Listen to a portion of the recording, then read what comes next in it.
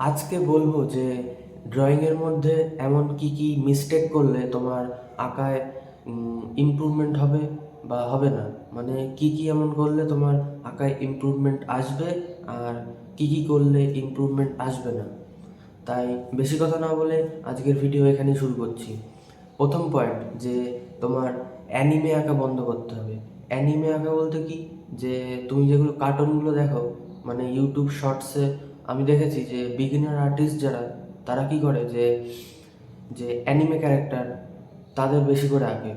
তারা এগুলো এঁকে কি ভাবে যে আমার ছবি খুবই ভালো হচ্ছে, মানে তারা সেগুলো বেশি কিছু থাকে না, লাইন তেমন কিছু থাকে না, কিছু শেপও থাকে না, কিন্তু দেখতে সুন্দর লাগে ওগুলো। তাই জন্য তারা কি করে, তারা সেগুলো আঁকে। এগুলো এঁকে তারা ভাবে কি যে আমার আঁকা খুবই ভালো হচ্ছে। কিন্তু তুমি যদি আসলে আর্টিস্টদের পথে যেতে চাও, মানে ভালোভাবে ছবি আঁকা করতে চাও, তাহলে কি করতে হবে, তোমার অ্যানিমে আঁকা বন্ধ করতে হবে। অ্যানিমে আঁকায় অতটাও কিছু ইমপ্রুভমেন্ট হয় না আঁকায়, আমার মনে হয়। তোমাদের কি মনে হয় সেটা কমেন্টে নিশ্চয়ই জানিও, যে অ্যানিমে আঁকা ভালো না খারাপ। অ্যানিমে আঁকলে কি হয়, তোমার ভিতরের যে ক্রিয়েটিভিটি ওটা থাকে না। মানে তুমি একটা কার্টুন, সেটা কেউ একটা বানিয়েছে, সেটাকেই তুমি আবার বানাচ্ছ, এটাই ক্রিয়েটিভিটিটা প্রকাশ পায় না। তাই জন্য আমি সাজেস্ট করছি যে তুমি যেন অ্যানিমে আঁকাটা কমাও। আর নাম্বার সেকেন্ড পয়েন্ট, যে তোমার কালার করা কমাতে হবে। কালার করা কেন কমাবো? কালার করা বলতে যে আমরা যখন ছবি আঁকি, আমাদের মনে হয় কি যে আমরা কালার করি, পরে দেখা যাবে। আঁকা যেরকম একটা করে নিই, কালারটা দিয়ে আমি ঠিক মিশিয়ে দেবো। এইটা সব থেকে বাজে জিনিস, যে তুমি কালার দিয়ে ড্রয়িংটাকে মিশাচ্ছ। কেন কি, কালার দিয়ে তুমি যতই মিশাও না কেন, তোমার আঁকার ফান্ডামেন্টাল যদি ঠিক না হয়, তাহলে তোমার আঁকাটা সে খারাপ খারাপই লাগবে। আর তোমার যদি আঁকা মানে স্কেচিংটা ভালো হয়, তুমি যদি কালার নাও করো, তাহলে কি হবে যে তোমার আঁকাটা মনে হবে হ্যাঁ একটা প্রো লেভেলের আর্টিস্ট এঁকেছে, দেখেই মনে হবে যে একটা প্রো লেভেল। আর তুমি যদি স্কেচের ওপর ফোকাস না করো, তাহলে কি হবে যে বাইরের থেকে দেখে বোঝা যাবে ও একটা নুব নুব নুব ঢুকে গেছে, এরকম এরকম ব্যাপার। তাই কি করতে হবে, যে তোমার স্কেচের ওপর বিশেষ করে ফোকাস করতে হবে, যে আমার স্কেচটা যেন ভালো হয়। আমার কালার হোক না হোক, আমার স্কেচ যেন ভালো হয়। স্কেচ যদি ভালো হয়, তাহলে আঁকার যে আউটকামটা ওটা অবশ্যই ভালো হবে। স্কেচ ভালো হলে সবই ভালো হয়।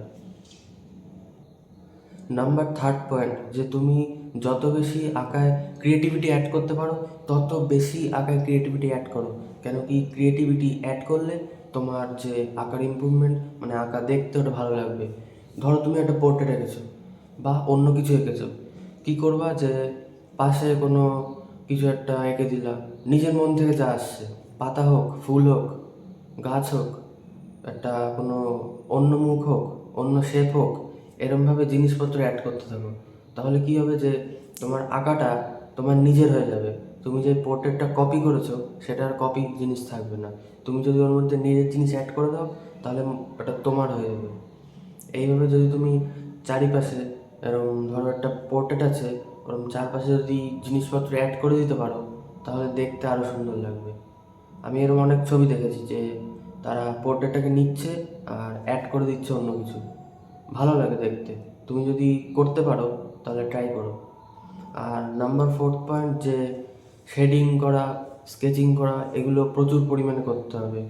কেন কি, শেডিং আর স্কেচিং এগুলো অনেক বেশি ফায়দাজনক কালারিংয়ের থেকে। স্কেচিং তো মারাত্মক ইম্পর্ট্যান্ট। স্কেচিং যে করতে পারে না, সে পারবে না কালার করতে। আগে স্কেচিং শিখতে হবে, তারপরে কালার। আগে কালার আসে না, আগে তোমার বেসিক জিনিস শেডিংই শেখানো হয়। কালার যদি তোমার ইচ্ছা হয় করতে, করো, কিন্তু শেডিং স্কেচিং এগুলো বেশি করে করো। তারপরে তুমি যখন শিখে যাবে, তখন নিশ্চয়ই কালার করো, তখন আর কেউ কিছু হবে না। আর যারা বিগিনার আছো, তারা কী করবা, যে শেডিং স্কেচিং এগুলোর উপর বিশেষ করে নজর দেবা, তাহলে কী হবে, ইমপ্রুভমেন্ট আসবে।